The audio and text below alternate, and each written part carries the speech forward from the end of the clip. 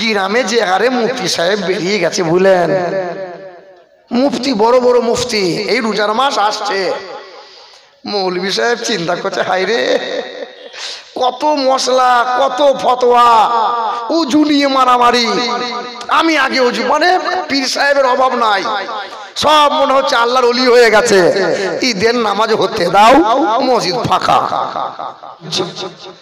কদিন আগে নদিয়া ধুবুলিয়ায় মাহফিল করছি বুঝলেন, দিয়ে বলছে হুজুর একটু কালেকশন করে দেন, কালেকশন চাইছি, আর একটা বাচ্চা মেয়ে 500 টাকার নোট নিয়ে বলছে হুজুর দোয়া করে দেন। মানে কি নাম রে তোর? বলে আমার নাম হলো কিরণমালা। কি নাম বলো? আর কিরণমালা তোর নাম রাখলো কে? বলে আমার নানি শখ করে কিরণমালা রেখেছে, শখ করে। কিরণমালা একটা সিরিয়াল ছিল জানেন,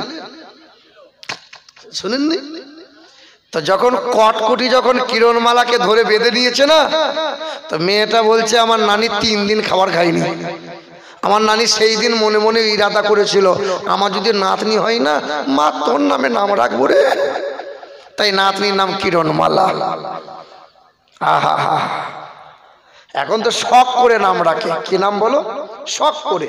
কারো নাম পচা, কারো নাম খেদা, কারো নাম পটল, কারো নাম ঝিঙে। চলছে কি চলছে না বলেন? এ বাবা শখ করে নাম রাখা যাবে? একটা গল্প বলি শোনেন। এক ব্যক্তি 10 বছর সংসার করছে, ছেলে মেয়ে এখনো হয়নি।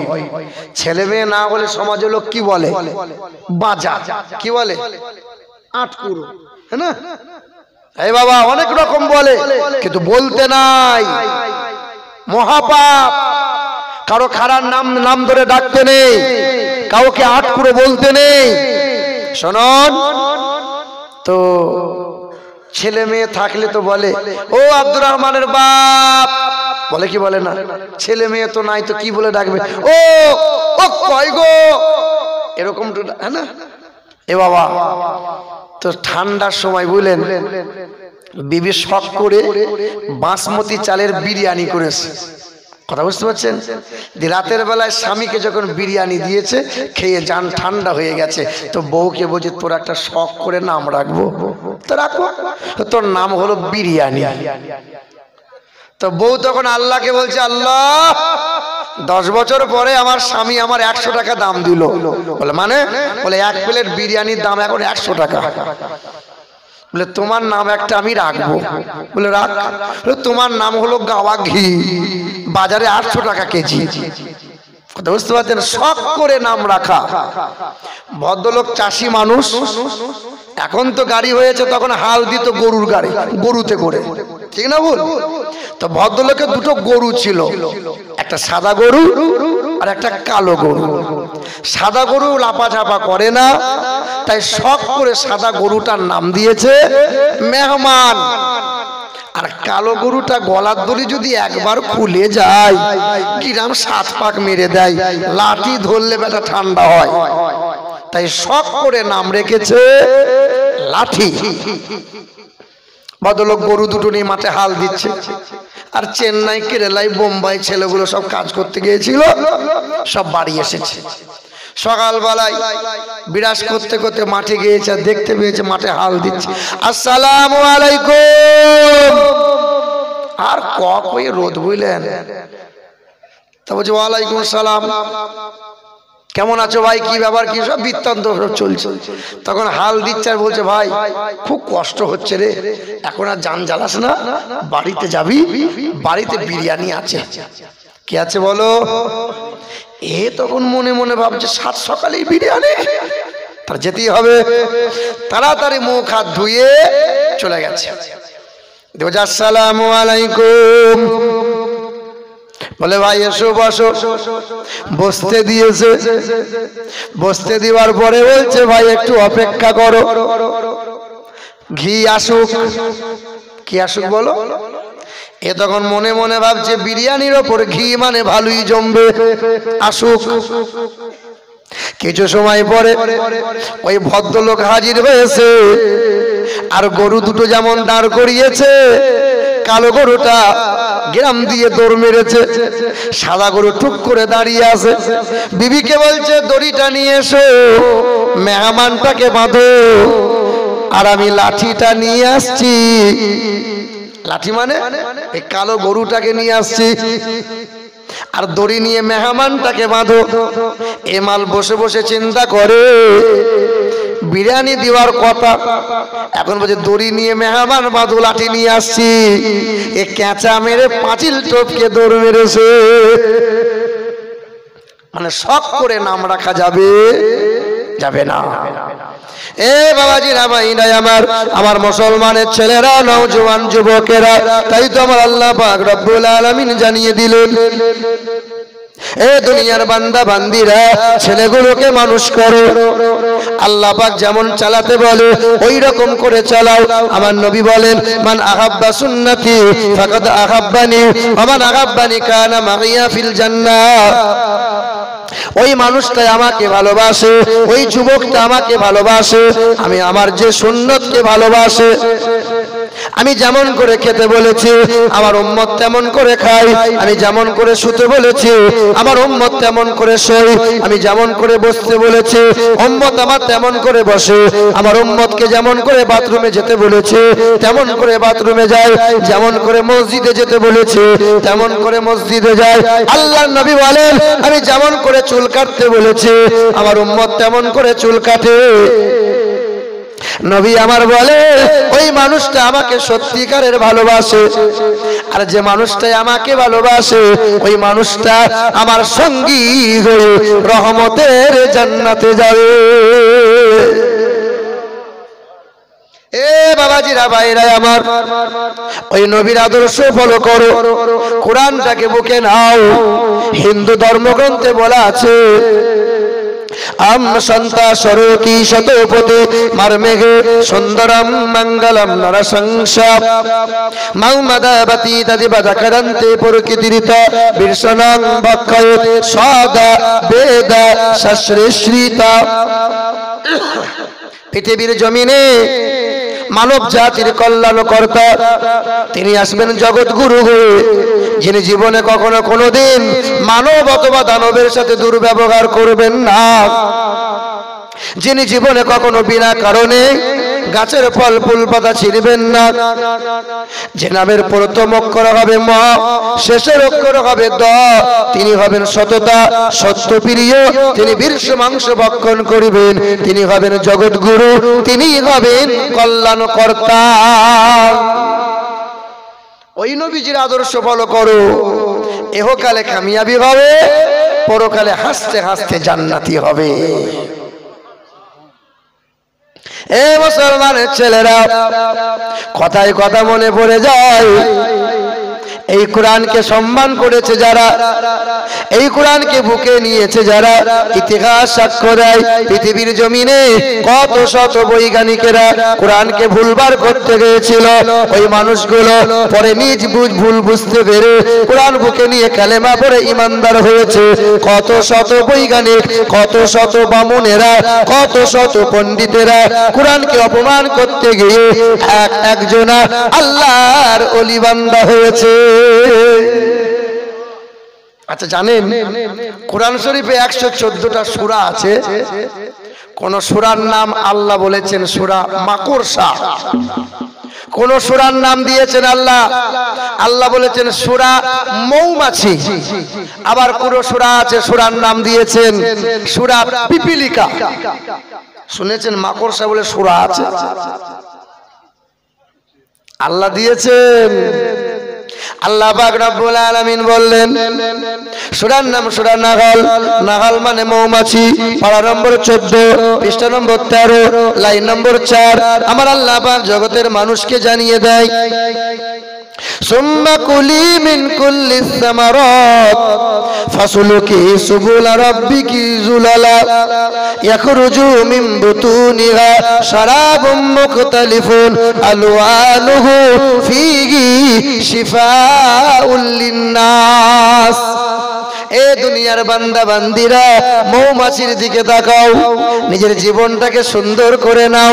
ওই মৌমাছি আমি আল্লাহ হুকুম করেছি, এ মৌমাছির দল, উচ্চ শিখরে ঘর বানাও, গাছের ডালে ঘর বানাও, পাহাড় পর্বতে ঘর বানাও, তবে আমি আল্লাহ জিকির যেন বন্ধ করো না। একদল মৌমাছি উড়ে উড়ে যায়, আল্লাহর নবীর সামনে দিয়ে যায়। আল্লাহর নবী জিজ্ঞাসা করে, এ মৌমাছির দল, আমার সঙ্গে একটু কথা বলো। রানী মৌমাছি আল্লাহর কাছে জবান খুলে কথা বলার সুযোগ চেয়ে নিল। আল্লাহ পাক জবানটা খুলে দিল। রানী মৌমাছি আমার নবীকে বলেন, ইয়া রাসূলুল্লাহ, আপনি আমাদেরকে দাঁড় করালেন। আল্লাহর নবী জিজ্ঞাসা করলেন, মৌমাছি তোমরা এই ফুলে বসো, ওই ফুলে বসো, ফুলের রস সংগ্রহ করো, তোমার মধু কেন এত মিষ্টি হয়? তখন একদল মৌমাছি বলে, ইয়া রাসূলুল্লাহ, আমরা দুনিয়ার কোনো গান গাই না, গুনগুন করে নবীজির মহব্বতে দরুদ পড়ি, আল্লাহর নামে জিকির করি, তাই তো আমার আল্লাহ মধুকে মিষ্টি বানিয়ে দেন। আমার আল্লাহ পাক কোরআনে জানিয়ে দিলেন, সুম্মা কুলি মিন কুল্লিস সামারাত ফাসলুকি সুবুলা রাব্বিকি যুলালা ইয়াখরুজু মিন বুতুনিহা শারাবুম মুখতালিফুন আলওয়ানুহু ফীহি শিফাউল লিন্নাস। মৌমাছি আমার হুকুমের বাইরে যায় না, মৌমাছি আমার জিকির করে, আর মৌমাছির দেহে নির্গত বাণী আমি আল্লাহ শিফাউল লিন্নাস, মানব জাতির জন্য রেখেছি শিফা। আল্লাহ বলছেন, স্বভাব তৈরি করো মৌমাছির মতো। এটা মাছি, এটাও মাছি, এ মৌমাছি আর ও গুয়ে মাছি। ও মাছির স্বভাব হলো পায়খানায় বসা, আবার মাঝে মধ্যে মিষ্টির হাঁড়িতেও বসবে, আবার আপনার শরীরেও বসে, ওর স্বভাবটাই ওই রকম। কিন্তু মৌমাছি শুধু ফুলে বসে, ও নোংরা পায়খানায় বসে না। আরে গুয়ে মাছিগুলো নামাজও পড়ে, মসজিদ থেকে বেরিয়ে পরের গীবত করে, নামাজও পড়ে, পরের জমির আল কেটে ঘোগ টেনে পানি নিয়ে নিজের জমিতে চাষও করে। এই গুয়ে মাছিগুলো নামাজও পড়ে, আবার পরের বউয়ের দিকে হ্যাঁ করে তাকিয়েও থাকে, নামাজও পড়ে, আবার নিজের বউটাকে বন্ধনে লোন আনতে দেয়।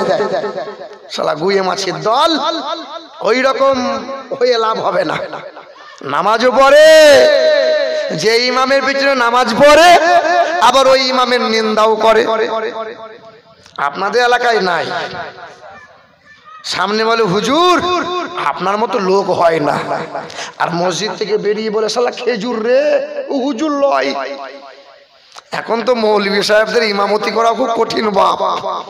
গ্রামে যে হারে মুফতি সাহেব বেরিয়ে গেছে বুঝলেন, মুফতি, বড় বড় মুফতি, এই রোজার মাস আসছে, মৌলভী সাহেব চিন্তা করছে, হায় রে কত মশলা, কত ফতোয়া, উজু নিয়ে মারামারি, আমি আগে উজু, মানে পীর সাহেবের অভাব নাই, সব মনে হচ্ছে আল্লাহর ওলি হয়ে গেছে।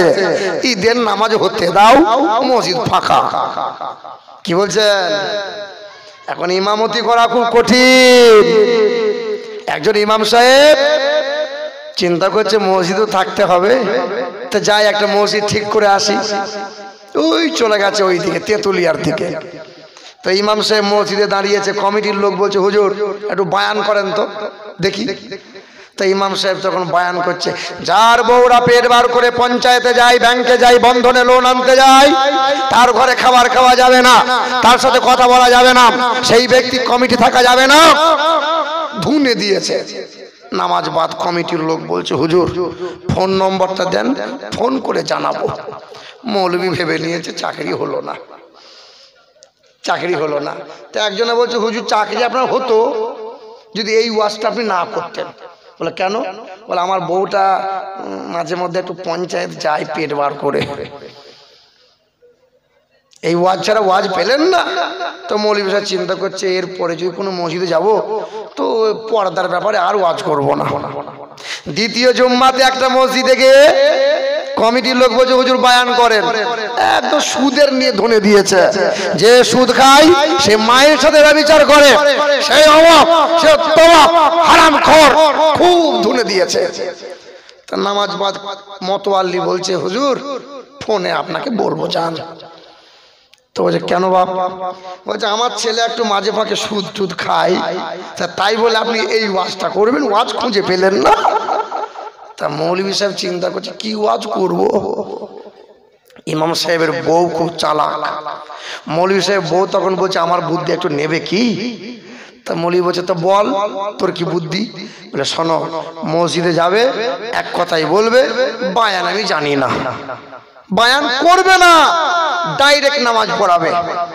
তাই তোর বুদ্ধিতে যে দেখি মসজিদে গিয়েছে, একদম খানপাড়া মসজিদে, কমিটির লোক, চাঙ্গা লোক, হুজুর যান নামাজ পড়ান।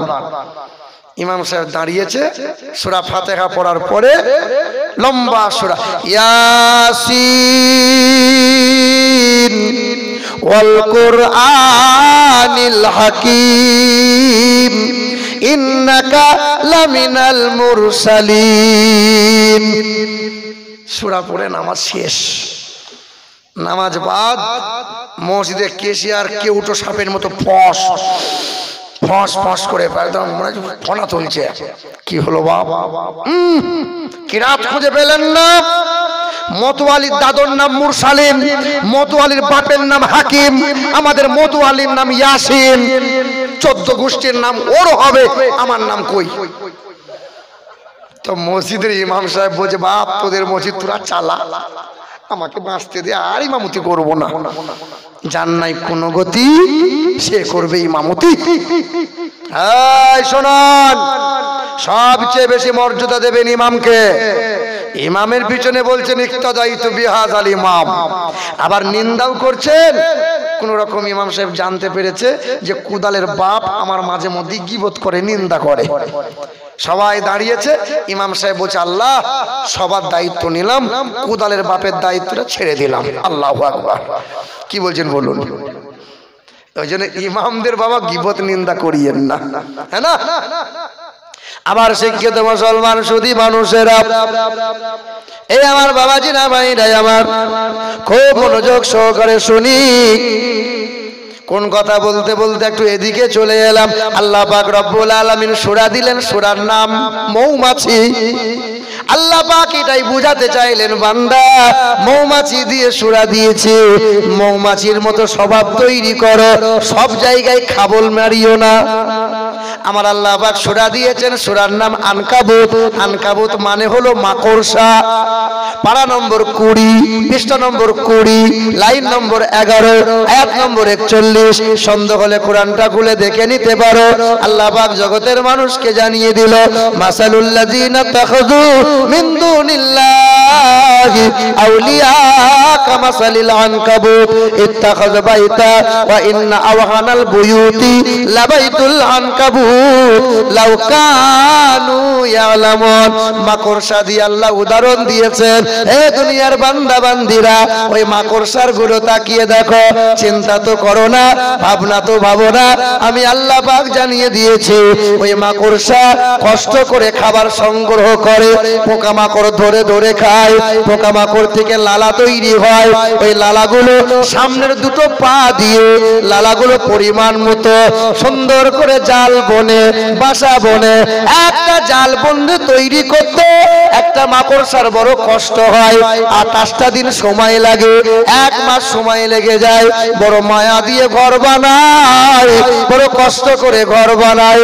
একটা উত্তরের হাওয়া যখন বয়ে যায়, জাল তখন গড়িয়ে যায়, মাকড়সা শেষ হয়ে যায়। আল্লাহ পাক বান্দাকে এটাই বোঝাতে চায়, মাকড়সার কত মায়া ছিল, মাকড়সার কত কষ্ট ছিল, মাকড়সার কত মেহনত ছিল। এ দুনিয়ার বান্দা বান্দিরা, মায়া দিয়ে ঘর বানিয়েছ, বাথরুমটা টাইলস দিয়ে ঝকঝকে করেছ, বিবি তোমার মায়ার বিবি, ছেলে মেয়ে বড় মায়ার সম্পদ। আমি আল্লাহ পাক যখন ডাক দেব, ওই মায়ার বাড়িটা ভাড়া বাড়ির মতো তোমাকে ছেড়ে দিতে হবে। ভাড়া বাড়ি বেশি সাজিও না, আজ তোমার আছে, কাল তোমাকে ছেড়ে দিতে হবে। ফাইদা জা আজালুহুম লা ইস্তাখিরুনা সাআতাও ওয়া লা ইস্তাকদিমুন। দাদুটা বসে থাকবে, দাদুর সামনে দিয়ে পুতাকে আমি আল্লাহ উঠিয়ে নেব, নানাটার সামনে দিয়ে নাতিকে আমি আল্লাহ তুলে নেব। মায়ের কোলে বাচ্চা দুধ পান করবে, মা বসে থাকবে, বাচ্চাকে আমি আল্লাহ উঠিয়ে নেব। লম্বা খরিদ্দার দোকানে দাঁড়িয়ে আছে, দোকানদার জন্মের মতো ঘুমিয়ে যাবে, আমি আল্লাহর ডাকে সাড়া দিয়ে দেবে। মায়ার দোকান, মায়ার বাজার, মায়ার বাড়ি, মায়ার গাড়ি, মায়ার বিবি, মায়ার বাচ্চা। আল মালু ওয়াল বানুনা জিনাতুল হায়াতিদ দুনিয়া, এটা শুধুমাত্র দুনিয়ার সৌন্দর্য, কোনো কাজে আসবে না। মাকড়সার মায়ার সম্পদ সেকেন্ডে আমি আল্লাহ তছনছ করে দিয়েছি। তোমারও মায়ার সম্পদগুলোকে আমি আল্লাহ সেকেন্ড লাগবে না, মাকড়সাকে দেখো আর মায়া, দুনিয়ার প্রতি মায়া কম করে দাও। এমনি এমনি কোরআনে আল্লাহ দেন নাই। আবার আল্লাহ বা কোরআনে সূরা দিয়েছেন, সূরার নাম পিপিলিকা। কি নাম? আল্লাহ পাক রব্বুল আলামিন পারা নম্বর 19, সূরার নাম সূরার নামাল। নামাল মানে হলো পিপিলিকা। আয়াত নম্বর 18, পৃষ্ঠা নম্বর 17, লাইন নম্বর 4। সন্দেহ হলে কোরআনেতে আছে, বান্দা নজর মার। আল্লাহ পাক রব্বুল আলামিন জানিয়ে দিলেন, ক্বালাত নামলাতু ইয়া আইয়ুহান নামলু দুখুলু মাসাকিনাকুম লা ইয়াহতিমান্নাকুম সুলাইমানু ওয়া জুনুদুহু ওয়া হুম লা ইয়াশউরুন। পিঁপড়ের মানুষের মাঝে কাছাকাছি একটা সম্পর্ক আছে। আমাদের পাকস্থলী একটা, পিপিলিকার পাকস্থলী দুইটা। আমরা যেমন ঘর বানাই, কষ্ট করে পিপিলিকারা ঘর বানাই। আমাদের যেমন বাজার বসে, লেনদেন হয়, পিপিলিকারও মার্কেট বসে। বলে আমার একটা সরিষার দানা তুমি নাও, তোমার চালের দানা আমাকে দাও। পিঁপড়ের মার্কেট বসে। আমাদের যেমন পুলিশ প্রশাসন আছে, পিপিলিকাদের মাঝেও প্রশাসন আছে। আমাদের যেমন রাজার শাসন চলে, পিপিলিকা, উইপুকা আর মৌমাছি, এই তিনটে প্রাণী রাজা নয়, রানীরাই শাসন করে। কিন্তু পিপিলিকার কান নাই। কি নাই বলো? এবার দেখেন মজা। আল্লাহ পাক কোরআনে বলে দিলেন, পারা নম্বর 19, আয়াত নম্বর 18, পৃষ্ঠা নম্বর 17, লাইন নম্বর 4। ক্বালাত নামলাতু ইয়া আইয়ুহান নামলু দুখুলু মাসাকিনাকুম লা ইয়াহতিমান্নাকুম সুলাইমান ওয়া জুনুদুহু ওয়া হুম লা ইয়াশউরুন। সুলাইমান নবী সৈন্য সিপাহী নিয়ে অভিযানে বার হয়েছে। সুলাইমান নবী আলাইহিস সালাতু ওয়াস সালাম তিনি যখন বার হয়ে গেলেন, এক ঝাঁক পিপিলিকা রাস্তায়। তখন রানী পিপিলিকা বলল, সব নিজ নিজ ঘরে লুকিয়ে যাও, কারণ সুলাইমান নবী আসতেছে, তার পায়ের দাবানিতে আমরা সব মরে যাব। এবার দেখেন মজা। জার্মানের বিখ্যাত বৈজ্ঞানিক ডক্টর উইলসন তখন বলেছিল, মুসলমানরা বলে কোরআনে কোনো ভুল নাই, মুসলমানদের ধারণা কোরআনে কোনো ত্রুটি নাই। কোরআনে যদি ভুল না হলো, পিপিলিকার তো কান নাই, তো সুলাইমান নবী আসতেছিল, পায়ের শব্দ কেমন করে শুনতে পেল? কোরআনে বলছে সুলাইমান নবীর পায়ের শব্দ পিপিলিকা শুনতে পেয়ে সব লুকিয়ে গেল। তো কান নাই, তো শুনলো কি করে? এই তো কোরআনে ভুল পেয়েছি। আল্লাহ বলছে রিসার্চ কর, খরচ কর, চিন্তা কর। অনেকজনই চেষ্টা করে, তুই কেন বাকি থাকবি? তুইও কর। এই মানুষটা 1 বছর নয়, 2 বছর নয়, 4 বছর রিসার্চ করেছিল। রিসার্চ করার পরে কোরআনটাকে বুকে আঁকড়ে ধরেছিল। আল্লাহ আল্লাহ বলেছিল, শোনো, পিপিলিকার কান নাই বটে, তবে আল্লাহ পাক পিপিলিকাকে এমন যন্ত্র দিয়ে, এমন মেশিন বসিয়ে দিয়েছে, হাঁটু থেকে পা পর্যন্ত সেন্স ভাইব্রেশন বসিয়ে দিয়েছে, যাদের মাধ্যমে পিপিলিকা দুনিয়ার সব শব্দ ব্রেনে শুনতে পাই। ওই মানুষটা বলেছিল আমি কোরআনের ভুল বার করতে চেয়েছিলাম। পৃথিবীর জমিনে এমন একটা ধর্মগ্রন্থ যে গ্রন্থে বিন্দু মাত্র কোনো ভুল নাই, আর নবীজির মতো বিশ্বের মহান নেতা এমন মহামানব পৃথিবীর জমিনে দুইটা নাই। হিন্দু সমাজের মানুষ যারা কেউ আমার নবীকে নিয়ে গালমন্দ করেছে, কেউ আমার নবীকে নিয়ে চরিত্র অপমান অপজনক কথা বলেছে, ইতিহাস সাক্ষ্য দেয় বন্ধু, গোটা বিশ্বের মাটিতে একটা ইতিহাস দেখাতে পারবে না যে কোনো গির্জায় কোনো মন্দিরে গিয়ে কোনো মুসলমান বলেছে নারায়ে তাকবীর, দেখে দেখাতে পারবে না আজ পর্যন্ত। কিন্তু তোমাদের ইতিহাস তো অহরহ। হ্যাঁ, গির্জা নিয়ে মাথা ব্যথা নাই, মন্দির নিয়ে কারো চিন্তা ভাবনা নাই, শুধু মুসলমানদের মসজিদ মাদ্রাসা কোরআন নিয়ে টুপি নিয়ে দাড়ি নিয়ে বড্ড মাথা ব্যথা। ওরা জেনে গেছে যে বাইবেলের বিরোধিতা করে লাভ নাই, কোরআনের বিরোধিতা করো। কেন? এখানে 10টা গাছের আম গাছের ফল এসেছে, 9টা গাছের ফলই টক টক, একটা গাছের ফল খুব মিষ্টি। হ্যাঁ, তাই তো ইসলামে এত ঢিল পাথর সহ্য করতে হয়, কারণ ইসলাম যে সত্য। ওরা জেনে গেছে ইসলাম একদিন পৃথিবীর কোনায় কোনায় পৌঁছে যাবে, গোটা বিশ্বটা মুসলমান জয় লাভ করবে, মুসলমানের হাতে বিজয়ের পতাকা একদিন উড়বে। তাই তো বিরোধিতা করো। আল্লাহ ছাড় দেয় কিন্তু আল্লাহ ছেড়ে দেয় না। আল্লাহ রশি আলগা করেছে, ছিপ আর হুইল ফেলেন আপনারা, হুইলে মাছ ধরেন, ওই মাছ যখন লেগে যায় না, এ বেটা তখন সুতো লুজ করে দেয়, এ তখন মহা আনন্দে গোটা পুকুর মায়ে ছুটে ছুটে বেড়ায়। যখন ক্লান্ত হয়ে যায়, হুইলের সুতো তখন ধীরে ধীরে টাইট করতে থাকে। আয় আয়, মুসলমান সিংহের জাত, ভেড়া ছাগল হয়ে ঘুমন্ত সিংহর লেজ নিয়ে খেলা করো না। এই মুসলমানের যেই দিন ঘুম ভেঙে যাবে, সিংহের জাত যেদিন উঠে যাবে, তোমাদের মতো ভেড়াগুলো মা বলার সুযোগ পাবে না।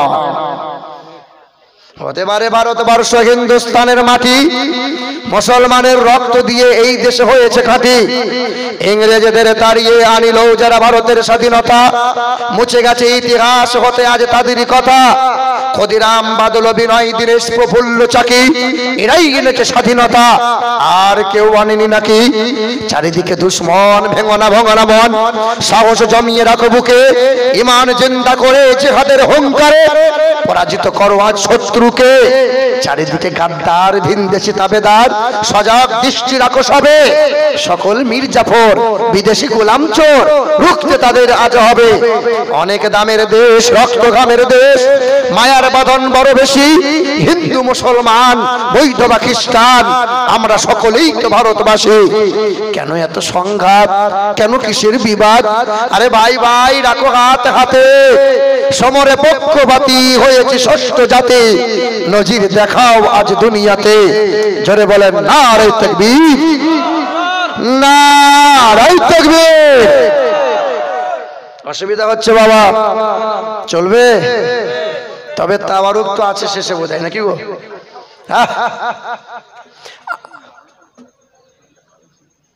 কিসে সব আগামী বছরের জন্য? ওটা আমাকে করতে হবে নাকি? একবার দুরূদ শরীফ পড়েন, আল্লাহুম্মা